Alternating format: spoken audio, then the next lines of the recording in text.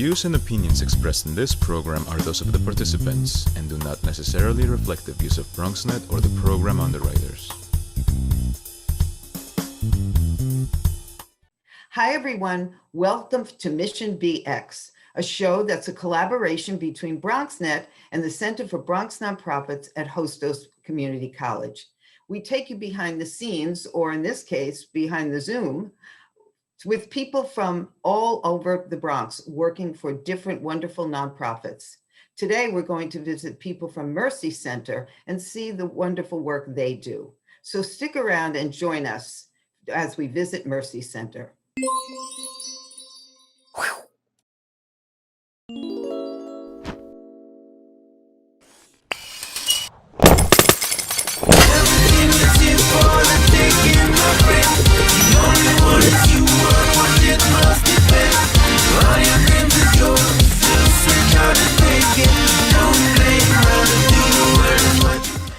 Hi, everyone. Welcome to Mission BX again. And we're here with representatives of Mercy Center, yet another wonderful Bronx nonprofits that are doing such important work, especially now. And we have Steve Stritch with us, and Alma Osario, and Paula Sorrow. So Steve, I'm going to start with you, and anybody else can fill in. So just in case, I feel like Mercy Center is this wonderful organization that exists on its own, doing great work for the people who they service, but they're not out there in the way that some of the other organizations are out there. It's that you're all really in that community working so hard. So can you tell us a little bit about Mercy Center, how it started, what you're doing? Sure. So Mercy Center started 30 years ago in a classroom literally down the street from our main office on 145th Street. It was started by one Sister of Mercy, and it grew with the help of the community. And so we've always listened to the community, and we've always done our best to try to respond to the needs of the community. And so we don't just start something to try it. We really listen to what the community needs and try to provide what they need. And then we end up being successful because there's so many people who need the services that we provide. And really, we stay pretty much within the Bronx. That's mostly the South Bronx where we are, is where our participants come from. But we provide them with classes. We do ESOL, we do high school, equivalency. We do all kinds of services in terms of family services, where we help with family skills, classes in parenting, anger management, youth programs. We do after school, Saturday readings, summer camp. We try to hear what the community needs and then provide for it the best that we can. We also are very proud of the fact that we're one of the few offices for new Americans in the Bronx, actually in New York. And so we feel like that's very good for our immigrant services program, where we help our participants, who so many of them are immigrants. I mean, we primarily serve immigrants. So, and they come from all over the world. When we first started 30 years ago, it was a lot of Puerto Ricans who lived in the area. Now the neighborhood has changed tremendously. And it was primarily Spanish speakers, in those days. Whereas now when we do English for, speakers of other languages, those other languages include so many others because they come literally from all over the world. So what other areas are you seeing people come from? I'm curious because everybody has a sort of different read on that depending on where they're located, I think. Yeah, we do have some that come from Manhattan or Harlem. But what are the countries? Oh. Yeah. So, I'm going to have Alma jump in also, but we are seeing the largest percentage of people right now are Dominican, from Dominican Republic. Still a large percentage of Mexicans, Ecuadorians, Guatemalans, Hondurans, but we are seeing more people also from Yemen. Alma, what other areas would you say? We have a crescent and population from African countries, West Africa, and lots of Hondurans. I know you mentioned them, but I think they are one of the most in need populations here that do come and request our services. South Americans in general, yes. A few Argentinians we saw this time around. So we are expanding even in that aspect. Yeah. And The so, last, I was just yeah. going to add, the last time we did we looked at it in terms of number of countries. If you count maybe having one person from one country, we actually had over 50 countries represented in the people that we served. And how did they find out about you? I would say our ESOL class is what draws people. That's our largest program, and so people hear about us through, we distribute paper flyers, we put it on social media, we actually are trying to get more out there in terms of being on TV stations. But our number one, we do ask people, how did you hear about us? And the number one answer we get is by word of mouth. So that's really satisfied people who tell their friends and their relatives. Yeah. So you're doing all this great work, you're completely in the community, and then March happens and COVID happens. And what happened there? What happened at Mercy Center? So as we were realizing that we were going to need to shut down, we started doing an assessment of what we needed to be able to provide for our staff to continue doing their work remotely. And so we did an assessment of what technological needs we needed, we had, and how we could meet them so that literally all of our staff could continue their work remotely. We spent time with all of the students. Once we made the decision to close, we actually made the decision on a Thursday, but we didn't close officially till Monday night because we wanted to make sure we had time with each class to prepare them for how learning was going to happen beyond, the closing and the remote. And Alma, you could talk about how that actually, happened, not only for the students, but also what the professional development that we had to do for our teachers so that they would be able to teach remotely.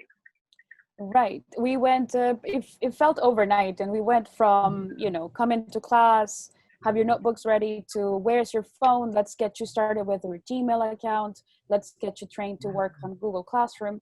And let's, familiarize you with Zoom and how things are going to evolve. And for students and teachers, as none of us really signed up for this sort of, online teaching or learning. And the community responded really well. They were very flexible and patient because it required a lot of, soft skills that they were in the process of attaining, but at their own speed. And we had to do that in 3 days. But we were happy doing that. That's a huge difference. You didn't just close the doors. That's incredible that you did that. Yeah. We went person by person, phone by phone, making sure that if they didn't have a Gmail, they left with one and password, and making sure that they knew how to access some of the technology. And we were learning ourselves which platforms we were going to use. So there was a bit of a, we started with one platform, we moved to another, and trainings for teachers and students just throughout, just to reassure them, it's going to be okay. We'll be in touch with you. And whatever you need in this, very distinct atmosphere, we're still here for you. Phone numbers, emails, just contact us. And we wanted, created this Mercy Center virtually in a way for them. And they left, happy that they could still feel that connection, even if the doors were shut down. So did any of you ever use Zoom before this all happened? No, I never heard of Zoom before this happened. I just had that conversation with somebody and on a Zoom call, and she was having trouble getting in, and there was all kinds of stuff going on. And I said, in March, I didn't know what Zoom was. Right. I will also add that besides our ESOL classes, our other programs like our family support programs and our youth programs also jumped on to do everything remotely. So we had a lot of phone counseling, checking in with all the families by phone. And then as everyone became more familiar with Zoom, also using WhatsApp and another app called Remind, where we would send out information by group. And then we started we still continue to do some in-person work, and that just developed by happenstance. We were contacted by someone we had worked with before who now worked for a large restaurant chain at Tacombe. And she said, we want to donate meals. We know people are hungry. So we suddenly decided to hand out food. And we asked staff to volunteer, who wanted to volunteer to go back to the building, our building, and distribute food. But everyone pitched in. So we had some staff calling participants, trying to find out who needed. We had to sort of assess who needed it the most, and we would rotate on different days. Different participants would be called to come get meals. And then we started to get donations of groceries besides the food, the meals. So we started handing out groceries. And then we also got opportunities to apply for, and also just freely were given gift cards to distribute to our participants. There were different programs available, different really philanthropic donations of cash gift cards to give out directly to our participants. And actually, as of this week, we've handed out over $100,000 worth of cash in the form of gift and debit cards. And that took a lot of logistical work that everyone had to pitch in for that also. And those are things we hadn't done before, but the need was there. And we tried to seize every opportunity that came along to give food and cash assistance to our participants. And I have a quick question, and then we're going to have to go to break and then come back. So are you still doing food? Are you still giving out food? Yes. So as of yesterday, we've distributed 18,780 meals, and we've provided groceries, both groceries and produce for 2,020 families. So we'll talk more about this offline, Steve, but the Bronx Relief Fund is putting together a sort of spreadsheet information, something about what organizations have been giving out food. So, because I think there's some larger organizations that maybe aren't doing that are not Bronx based, that aren't doing it. So we're trying to look at who is. So I want to make sure that you're part of that. So we have to quickly break, and then when we come back, I want to know where you are now after all of this hard work and helping so many people. So we'll be right back.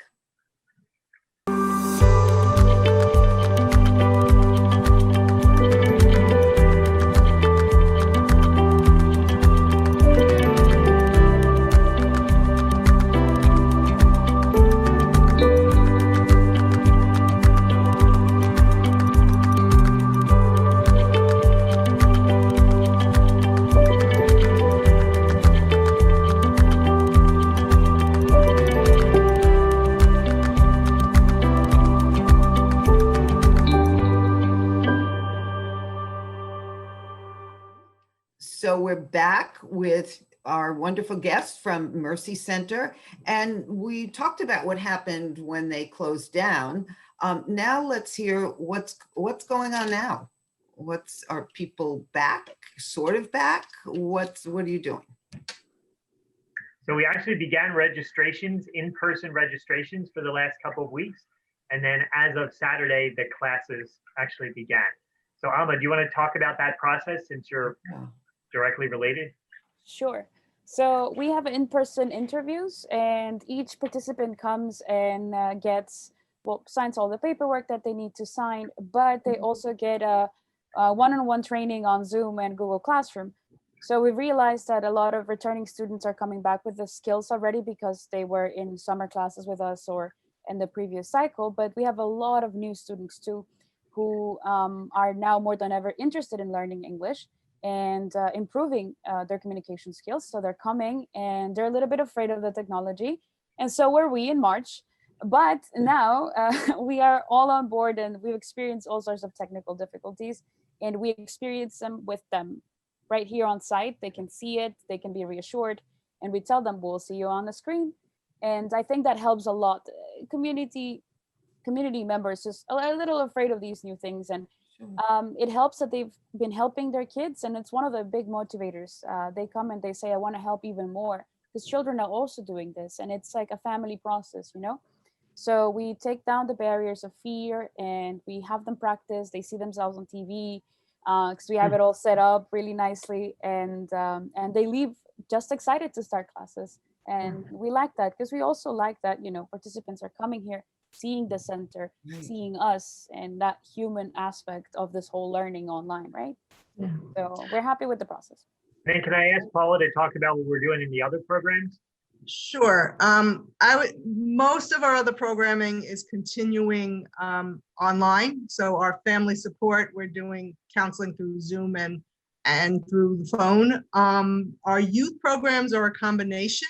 We're doing some online work for our after school, some group activities, enrichment. We're doing online STEM activities, robotics online. But we are doing some one-on-one homework help in person. And so families are signing up for slots for their kids. And they're meeting one-on-one, socially distanced, spread out in our largest program room. And we do a health screening before the kids come in, because we found that with the homework help, especially for the youngest kids, it's just much more efficient and more effective in person for the littlest kids. I will say also then our immigrant services is continuing online, our social services, counseling, and we're doing a lot of workshops. We've been doing a lot of community workshops in response to what's happening. So we did about, 6 or 7 workshops over the whole rent relief program that came out, and that was in a rush. So we'll do group Zoom community workshops. We've been doing a lot of that. So I would say probably, you could say about 75% of what we do is going to continue online, and about 25% in person with socially distanced protocols. How do you do those classes? How many people are in the classes that are not online? Well, the ones that are not online, the work we're doing that's in person is really what, like I said, the after school one-on-one tutoring. Our parenting classes at this point are all online. We did offer an option to set up an in-person class, but actually in that group of people, they all opted for the online. We have found it's been very interesting with all our classes and other activities. Doing things online offers a level of flexibility for people that they didn't have before. So their attendance for workshops and some of the other group activities has been higher in some respects, because they don't have to travel, they don't have to rush from another activity, they can even eat their dinner as they're, so that part is is interesting. And we'll have to see how that plays out, in the future. Yeah, when we have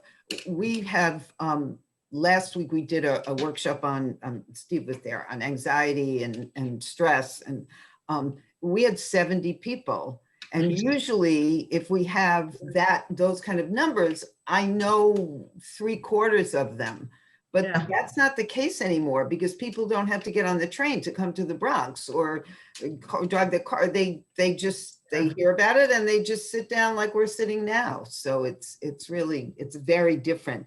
So Steve, based on your conversation at that other meeting, I want you to talk about what you did for the staff during this whole thing. All right. So traditionally we had bi-monthly staff meetings, but we realized if we weren't all going to be together, we needed to communicate more frequently than that. So we went to having staff meetings once a week, regular time, everyone was able to be on. We kept it to an hour, but it was really an hour of information. So there was a lot of exchange about what was happening in all the different areas.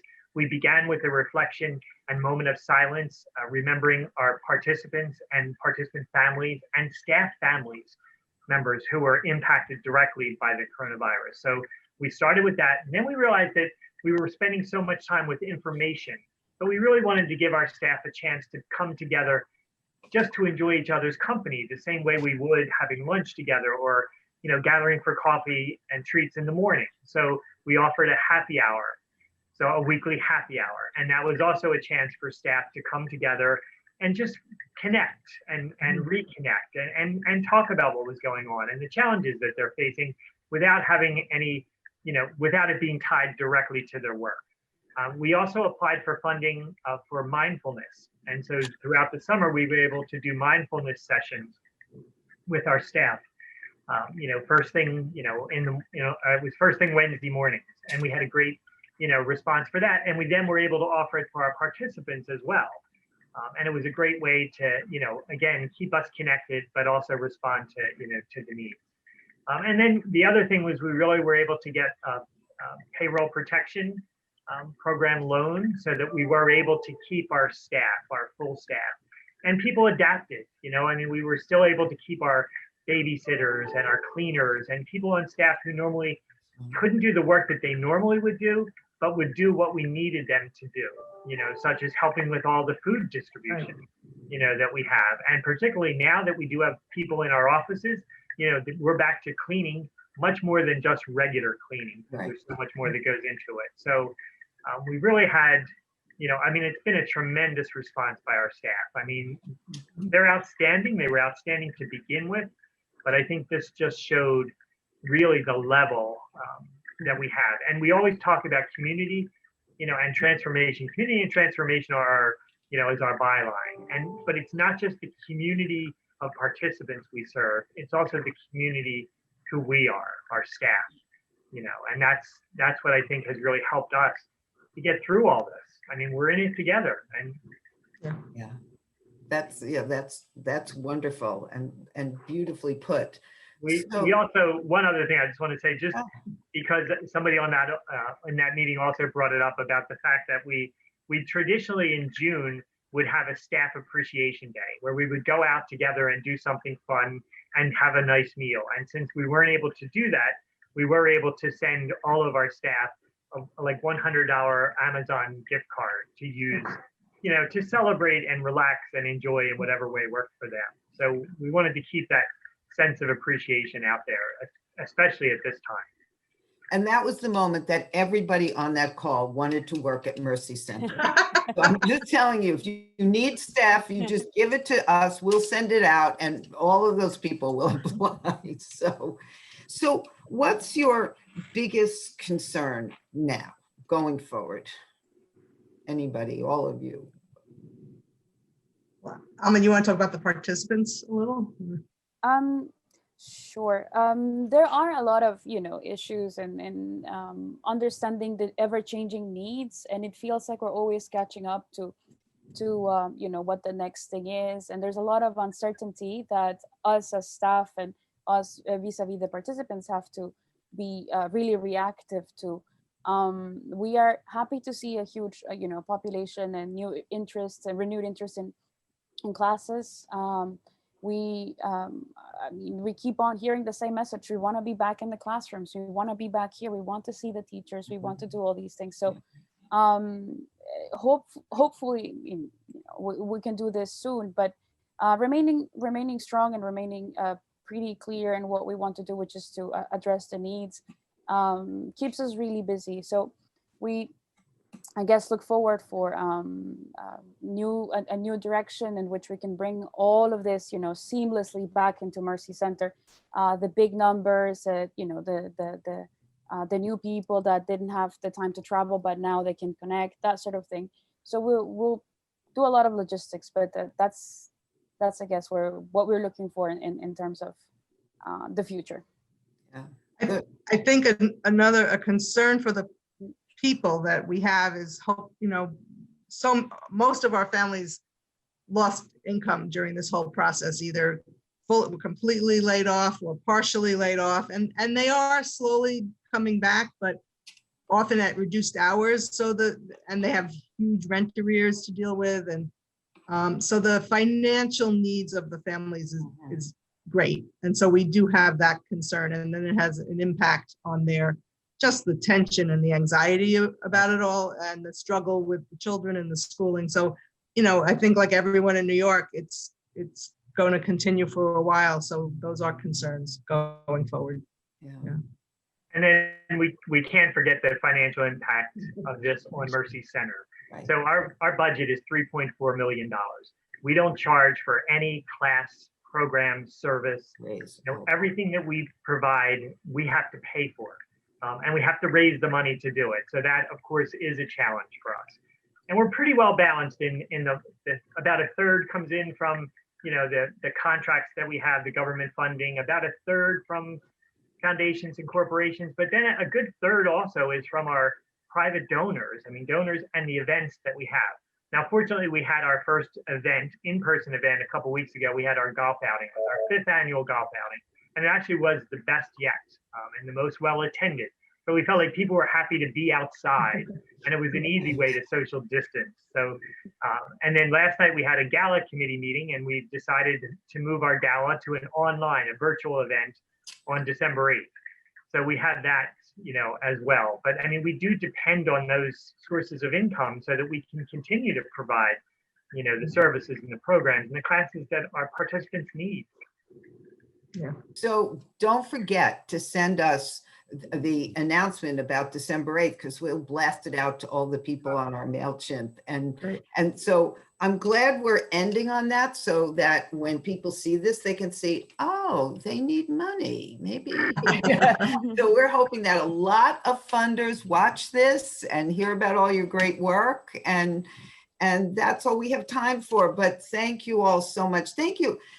There's not just for the work you do, but also for the way you work together. It's such a wonderful model for how organizations can be, and many are. So thank you all. Thank you.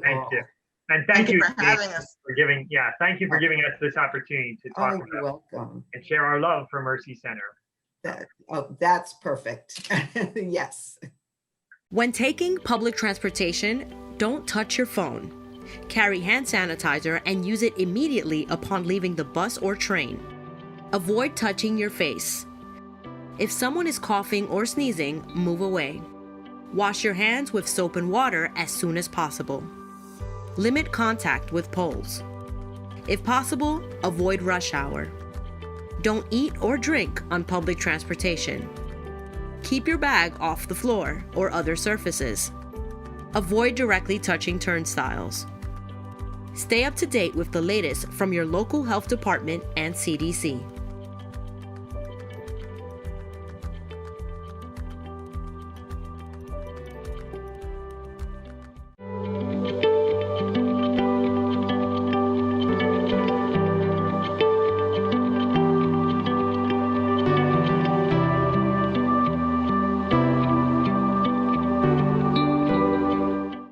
Sorry that's all we have time for today.